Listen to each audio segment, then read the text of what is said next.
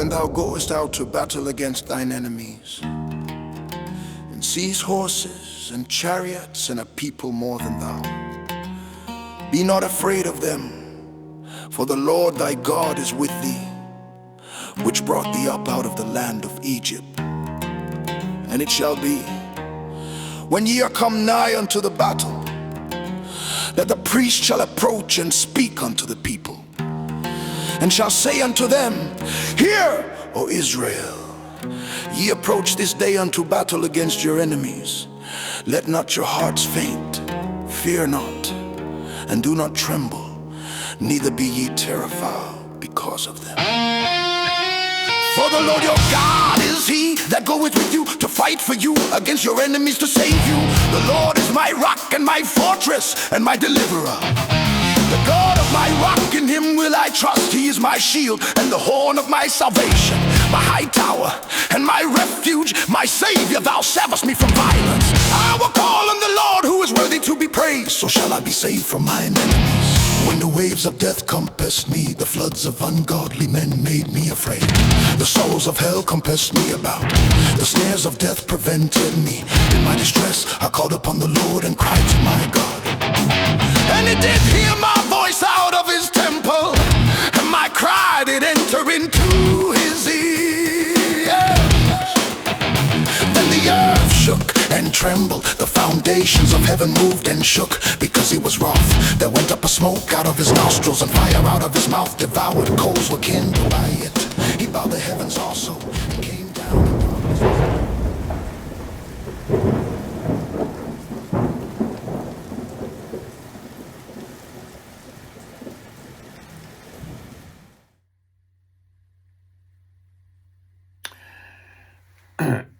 Well, to be honest, it saddens me to have to make this video.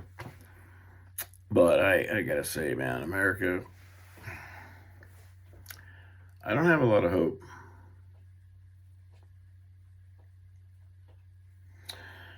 I mean, it's like this. It's like, okay, I got my ministry degree. I went to Bible college and everything like that, and we did pretty intensive studies on, like, prophecy and end times and stuff like that. And those of us that are educated in Scripture, it's like we're not at all surprised with the depravity and, I gotta say, the abject total stupidity of people that's on display these days.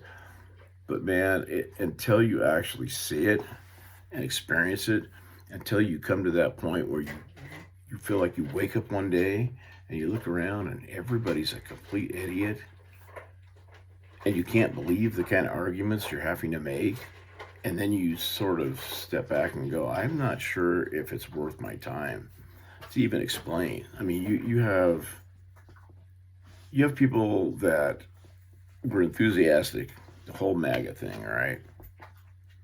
And I was told, you're too pessimistic and all that, and I was a little bent out of shape. And I thought, well, maybe, I was encouraged a little bit, I was like, geez, maybe America's coming around. But I knew better, because I've always been pretty pessimistic, because my assessment of the intelligence of Americans has never been good. It never has been. But I don't think it's ever been, I know it's never been as bad as it is right now, because the Bible talks about, woe to you, that replaces, good with evil, evil with good, bitter with sweet, sweet with bitter, and all that kind of stuff. To a degree, you see it in modern America growing up. Like, I grew up in the, 60s, 70s, went into adulthood, like, in the early 80s. And I was always kind of mystified by the stupidity of the herd mentality of people. I even noticed it, like, in kindergarten. I really did. I just kind of looked around. I was like, why is everybody just one person says something enthusiastically and then everybody else is like, "Wah," but it's nothing like we're seeing today. I mean, you finally got a president. Well, first you had a president that did what he promised to do, and you watched him get attacked like in a tin pot dictatorship style of abuse of the justice system and everything else. And that didn't quite wake you up enough because I actually know people who voted for Trump. I know this is going to be hard to believe. And then turned around and voted for Joe Biden. I was like, that I have no understanding or explanation for that whatsoever. And then turned back around and said, "Oh, Biden's really bad." It's like, well, yeah, I mean, he's who he was going to be, right? But hey, we'll welcome you back on the reservation. And then they vote for Trump. Trump comes in, and in the first 9 months, he does more than any other president in any of our lifetimes. Perhaps more than in any other presidency. I would say that's fair to say.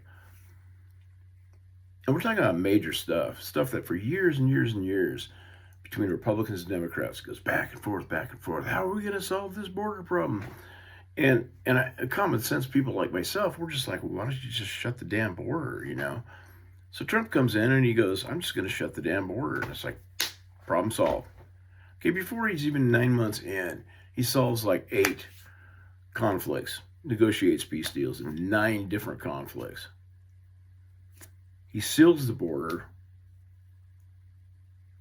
He has every country eaten out of his hand doing the kind of deals that we all knew he could do. All he had to do was, and we knew this, was basically go to these countries that are giving us 200% tariffs and stuff and saying, no, we're not going to do this anymore. And if you don't agree, then we're America and you benefit from us 18 different ways. And we're going to cut all that right off. It really was that simple. And he did it. He did it. Prescription drugs. That has been being bandied about back and forth. Political football between the left and right, Democrats and Republicans for decades, right? And a person like me, I'm thinking, why can't we just insist? Why don't we just make our own companies? Stop doing that, right? We pay 10 times as much for a prescription here, and then the prescription gets shipped over to other countries and they pay a fraction of what we're paying. But we exported it. So Trump comes in and says, okay, you're not doing that anymore. Solved. You all have already completely forgotten that. You forgot it. We have a electoral system that is so full of corruption. The evidence is overwhelming that there is so much cheating going on in elections. I mean, you have Democrats on hidden camera bragging about how they do it. Bragging about it. And you're treated like you're a crazy person for pointing out. It's like, well, yeah, they're bragging about doing it. They're bragging about bringing in as many illegal aliens as they can to fill up their districts for instant votes. Give them everything they want. Ship them to the polling places and make sure there's no voter ID laws. And you have California, right? Pretty simple. Needs to be fixed. Probably not going to get fixed now before the midterms. Why? Because Americans, being the bright people that we are, decided that after years of nominal interest, somebody blew a whistle and said, now we have to be all about releasing the Epstein files. And I'm saying the Epstein files is going to be a bunch of terabytes of data that's not even going to look like anything to you, and it's probably not going to accomplish anything. However, it's going to take up a bunch of time and resources and millions of dollars for something that right now isn't a priority. We still have 3 years left of his presidency. That is not a time-sensitive thing. Voter ID laws for federal elections, that is time-sensitive. The kind of things that Trump is trying to get accomplished right now, that's time-sensitive. And that's why he's saying, would you just shut up about the Epstein thing for right now? And what do we do? What do Republicans do? I don't know why Trump is denying people. I want justice for those young ladies. Well, as a matter of fact, you didn't give a shit about justice for them. You just wanted the salacious, nice gossip about who has whatever sexual fetish and what Hollywood movie star likes to wear high heels or something. I mean, that's really what it came out to be. Now it's come and gone. Guess what? Nobody's even talking about it now. Marjorie Taylor Greene, all of a sudden she turned and she's talking to Tucker Carlson, and they're praising this Mandami dipshit, whoever he is, that's the mayor of New York City now. That's a major loss for us. It's a big problem that he's in control of New York City now. New York City is vital to this country, by the way. And with everything that this country has witnessed, that Trump has done, and shows how things should be governed, and it's been exposed, this no cash bail, this pro-criminal thing, all this stuff that's going on. And New York City, the stupidest people in America, voted for a total Marxist Muslim who in the past has stated very clearly just how much he really loves the Jews, by the way. And people wonder why I'm pessimistic. Well, the reason I'm pessimistic is because Americans are really stupid people. You have Tucker Carlson, Candace Owens, and all the other little operatives that have been activated now that are insidiously destroying the MAGA movement from within. Candace Owens is already, she's saying that Donald Trump is responsible, was in on murdering Charlie Kirk, and he's bought and paid for by the Jews. It's all about the Jews and all this stuff. And you got idiots like Matt Walsh saying, well, we need to all unite against the left. She's not uniting with this. She's trying to destroy MAGA, and you got Matt Walsh over here saying, we need to, that's how we'll shore up MAGA, is we all lock arms. And it's like, no, you got people, Tucker Carlson and all these people, and they are running around literally just burning MAGA down. And then I see people that I know personally that are all like, you gotta have faith, man. MAGA's not dead. MAGA's stronger than ever. MAGA is toast. MAGA is rotting from within. We have less than a year to the midterms. We have people on the right that have been coddled, platformed, and praised, that are out there making the most absolutely, and I hate the racist word, it's always been such a bunch of nonsense. And now we have people on the right that are saying all kinds of anti-Semitic stuff and just the most awful things. And Nick Fuentes has got this huge audience. This is this cancer on the right. And some of you seem to think, well, this is not a problem. You don't seem to understand that when the midterms come up, if I'm a Democrat, you know what I'm going to do?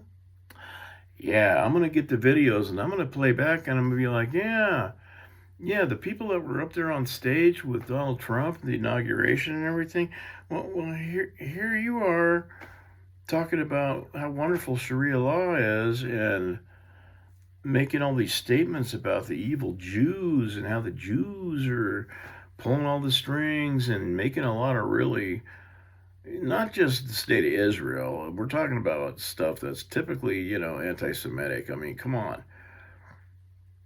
And you're all walking around, MAGA's fine. That's not fine, dude. And if we lose the midterms, forget about it. Trump will be handcuffed. Right then and there, and you did it. You did it. Because you are purposely being blind to these morons that you refuse to give up your trust in. They are traitors. They are traitors.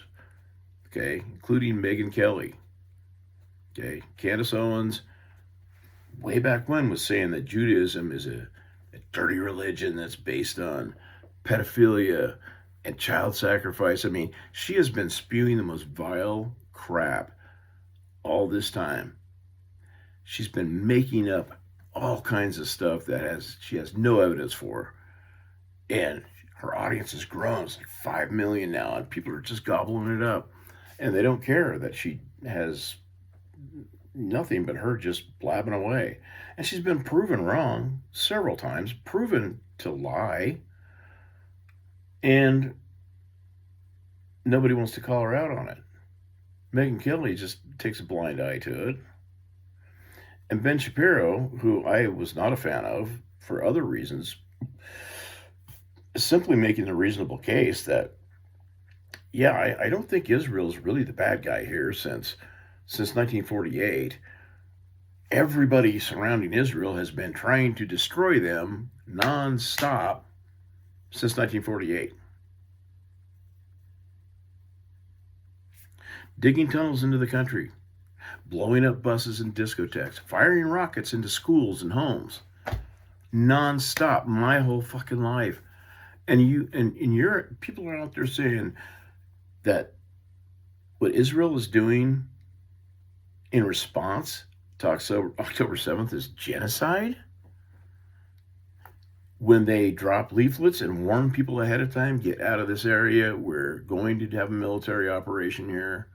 And then Hamas, of course, purposely corrals the so-called Palestinian people. There's no such thing, by the way. The people that live there, civilians, and they embed themselves in with them purposely to get them killed, to make good media, to show how evil Israel is, without any of you morons stopping to ask yourself, what would Israel have to gain by just simply going out and killing children?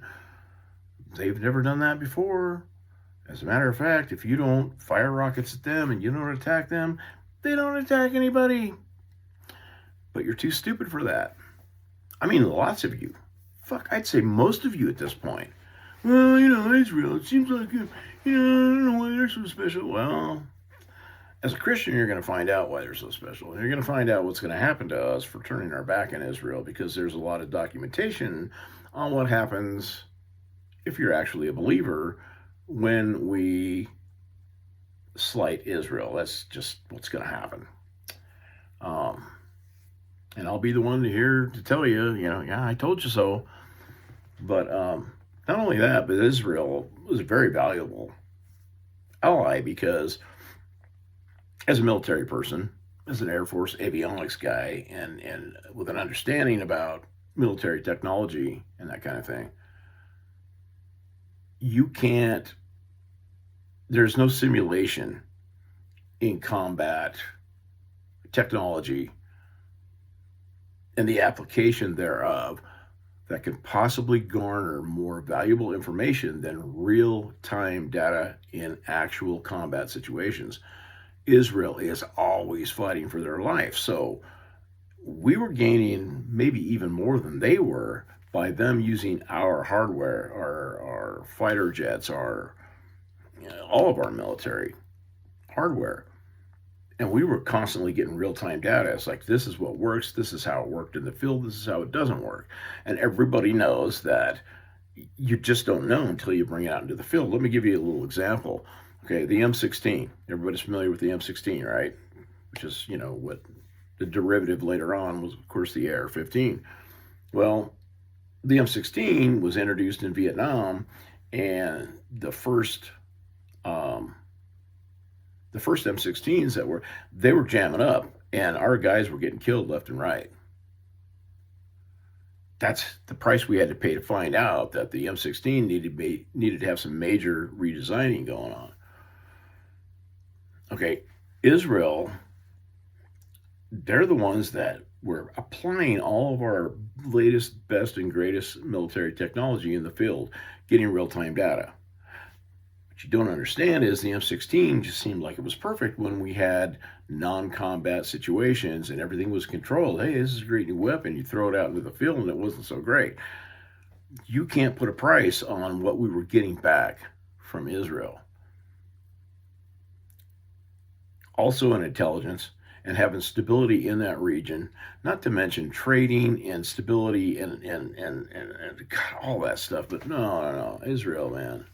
Screw Israel, them Jews. It's like, okay. So then Netanyahu says, you know what? We don't care. You know what, America? We don't really need you that bad. So now what's everybody going to complain about? What's your whole Zionist shtick now, right? I was so happy to see Israel do that because as far as I'm concerned, Israel had every good reason to just go to us. I would have.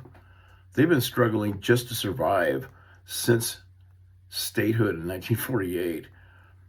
And we walk around acting like, we'll tell Israel what to do. Israel gets a bunch of people slaughtered. And then we were like, we don't like the way you're defending yourself. It's like, you know what? If I was Israel, you know what I'd say? I'd say, fuck you. Okay, you're not the ones getting slaughtered. You're not the ones having to watch your baby yanked out of their crib and having their head chopped off. Americans are really disrespectful and really stupid. And there's still people that I know that are actually, they pay attention to Candace Owens. Oh yeah, I think somebody's trying to kill her. Oh, I mean, because she said so. I mean, she comes up with the most insane gibberish. I've been in mental health for over 2 decades, and I mean, she shows all the signs of somebody that's with the compressed speech and the really rapid run-on of thoughts going really fast. Now, this is not an insult. This is just my observations. I know a little bit about it. And, man, you guys are out there buying it hook, line, and sinker. There's actually people lining up. The Hodge twins and all these people that I used to think were smart. They're just morons. And they're like all pro Candace Owens, Forget about the Beehive cult. Yeah, there's a Beehive cult that was in on all this Charlie Kirk stuff. And there was a suspicious amount of people wearing maroon shirts in the crowd that day. But you guys just look over all that because you keep wanting her to come up with something. I don't get it.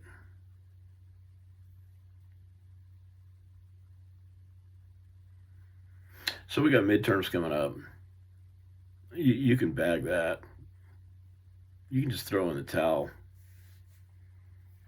Like I said again, remember the red wave? Red wave never came, and everything was basically queued up to exactly how it should be going into the midterms. That red wave from before, and we're just sitting here with our pants down around our ankles, bent over, acting like there's nothing on. Everything's okay. It's not okay.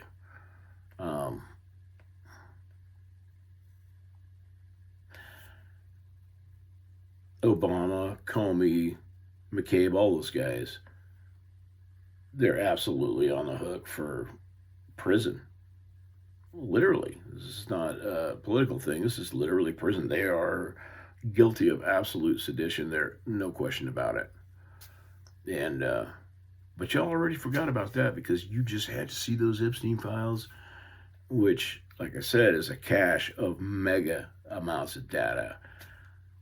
Every name who's anybody and well known and big in finance or famous or whatever is in those files. And everybody's going to rip out names and go, oh, so and so's in the files. And it's like, that's you, America. That's what you do.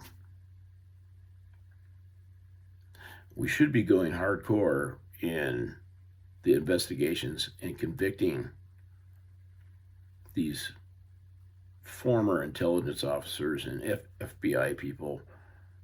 There's so much we should be putting our attention on, but no, not in America.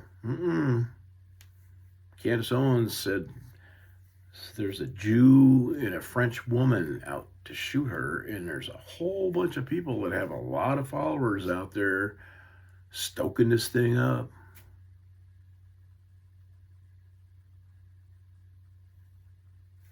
Forget the midterms and half of Congress. Look at everybody that's already stabbed Trump in the back. Marjorie Taylor Greene, Matt Gaetz, all these morons that have just gone on the whole Jew bashing bandwagon. No. Trump's going to do the best that he can, and I don't blame him if he just finally just says, you know what, fuck it. I'm out of here. America is not worthy of what he's trying to do. We have no loyalty. We have no ability to stick things out or to follow through on things. We just don't. As a country, this country is just, it's a shadow of what it used to be. And back when the millennials first started coming on the scene, if you remember, a lot of us were saying, listen, these people are going to be our leaders of tomorrow. We're going to pay. We're paying right now. Think about it. A lot of these up and coming podcasters and people like, they are millennials. So there's no foundation there. They're as flighty as they can be. They can be smart and say one thing and then just off in another direction. And not only that, the quality of everything's gone downhill. I've had to work with these people. And they're my managers, right? And I'm like old school. I'm a boomer. And I'm like, okay, you do things correctly. And when employees do things wrong, you correct them right on the spot. That is considered Nazi nowadays. I'm telling you, I was in the hotel business and doing a really good job and being a hard worker, you get punished for. Being a kid who didn't really feel like coming into work that day, you're rewarded. You're promoted. Millennials are in charge. If you haven't noticed, even my spell check doesn't seem to work right anymore. These are the millennials. These are the people, and the later half of the Gen Xers. That's really where the core rot started to begin. And you got, these congressmen and these people that there's no foundation, we have a largely fatherless society. And America's not what it used to be, and it's sad to say, but it's never going to be now, because this is the one time America had everything just given to it. Okay, here you have a chance to reset. Let's do things with the right traditions, the right morals, the right values. And America has already just gone off the rails and forgotten, and everybody's full Trump, and they don't even. People are. It's it's unbelievable.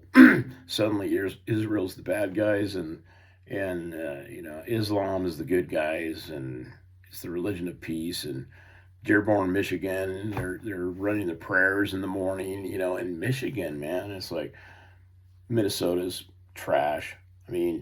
One by one. And that's why they flooded us with all these people all these years. And I hope that I'm wrong. Contrary to popular belief, I will be thrilled if I'm wrong. You can rub my nose in it all day long, and I'll be, thank God I was wrong. But I'm not. It's to the point now where you better just start paying attention to your own state. Idaho won't. They won't. We have primaries coming up. I used to just scream and yell till I was blue in the face, trying to get people online, trying to get everybody, you got to pay attention to the primaries. This is the most important thing that happens in our state right now is the primaries. You got to get, we have these people that have infiltrated the Republican Party like they did in Colorado, trying to hijack Idaho. And I don't even know if it's worth banging my head anymore to try to get people to listen. Yeah, all you people that I know in this state, you're not gonna pay attention. Well, Frank, he was a representative for our district, and his daddy was, and we always supported him. And I was like, he's a dirtbag. He's a dickhead, and he's got buddy deals going with farmers so that they can keep using illegal labor. I've had family tell me, well, we can't do it without them. And it's like, the fuck you can't. Americans won't do that job. When last time, I remember when I was in my 20s and I was in the basement of a meatpacking plant where we killed 1,500 head of cattle a day, and I was up to my hips in cow guts underneath. And I remember thinking to myself, yeah, Americans don't do this. What were you saying again about Americans don't do this? No, you're just getting off on cheap labor. You don't have to worry about any liability, and you're breaking the fucking law. Okay? And not only that, you're inviting people in that you're saying, well, we need them. Us farmers, we really got to have these fucking immigrants. And you know what? Those same immigrants, you don't know who they are. You don't know if that's the same one that's going to go drive drunk and go rape somebody or murder somebody. You don't know that. You know, so nobody's really got the wherewithal or the stamina or the fucking fabric to see things through. It's like, wow, I'm against that illegal immigration, but except for me, except for us, you know, because Americans won't do that work, which is a fucking lie. It's always been a lie. It's always been a lie. Americans have done that work plenty. From like 40 to, 1960 something, we had literally like no immigration into this country. Somebody was doing the work.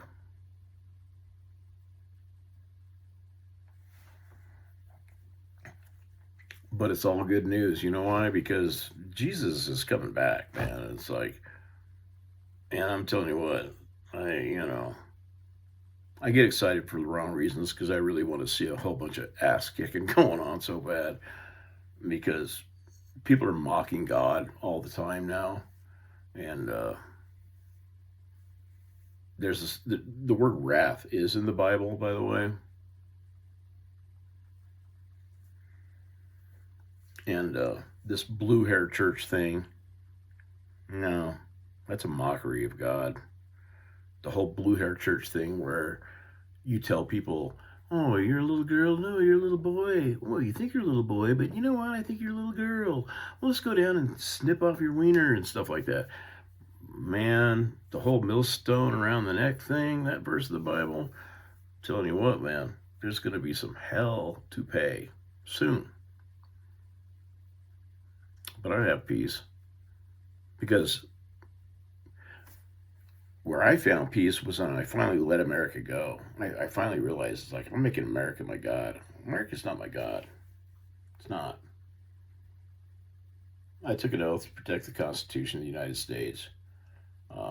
But if America doesn't give a shit about its Constitution,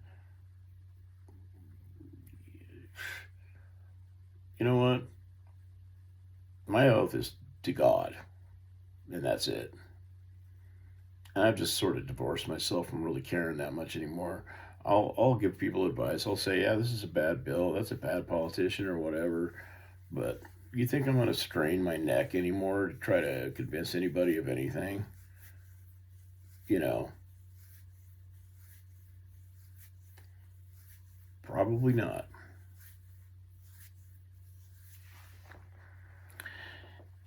And I have no idea how I'm going to get this video onto my computer, so it'll probably be another video that never gets shown. When thou goest out to battle against thine enemies, and seest horses and chariots and a people more than thou, be not afraid of them, for the Lord thy God is with thee, which brought thee up out of the land of Egypt. And it shall be, when ye are come nigh unto the battle, that the priest shall approach and speak unto the people, and shall say unto them, Hear, O Israel, ye approach this day unto battle against your enemies. Let not your hearts faint, fear not, and do not tremble, neither be ye terrified because of them. For the Lord your God is he that goeth with you to fight for you against your enemies to save you. The Lord is my rock and my fortress and my deliverer. The God of my rock, in him will I trust. He is my shield and the horn of my salvation, my high tower and my refuge, my Savior. Thou savest me from violence. I will call on the Lord who is worthy to be praised. So shall I be saved from mine enemies. When the waves of death compassed me, the floods of ungodly men made me afraid. The sorrows of hell compassed me about. The snares of death prevented me. In my distress I called upon the Lord and cried to my God. And he did hear my voice out of his temple, and my cry did enter into his shook and trembled. The foundations of heaven moved and shook, because he was wroth. There went up a smoke out of his nostrils, and fire out of his mouth devoured. Coals were kindled by it.